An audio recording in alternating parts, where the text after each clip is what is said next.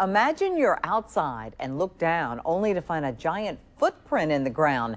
Now, what if you found out there had also been a sighting in the area of a Bigfoot-like creature? Well, Jacob Kittelstadt steps into the story this Mystery Monday.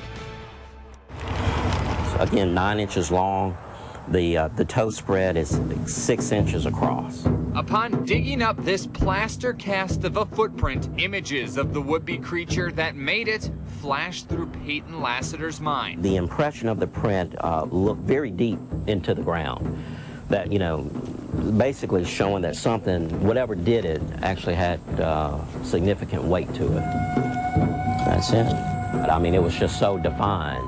And because it looked so unusual, I felt like it was important, you know, just to salvage it. And again, on the underside, you can see that curvature of each toe. After pulling the cast out of the mud, it became obvious that it didn't resemble anything that, you know, any typical animal that would be in these parts. Lassiter says he found the single footprint within the city of Vicksburg, less than 3 miles from the National Military Park. He didn't know it at the time, but less than 1 year ago, this place just has so much vegetation in it. Another man, a paranormal researcher, had a sighting of the thing that could have made it. I was just snapping pictures, you know, and next thing you know, I heard a noise in the woods, and right over there at the wood line close to that swing set, it stood up and then just pow, bolted off. Animals are smart, just like deer. You'll see a lot more deer in the military park and a lot more, you know, wildlife game because they're safe there. They know nothing can harm them. So their stories seem to line up. But what if the print isn't from a Bigfoot-like animal? What if it's a bear claw? Or bear paw, I mean, made by a real animal, not a donut, but a smeared one on the ground, let's say.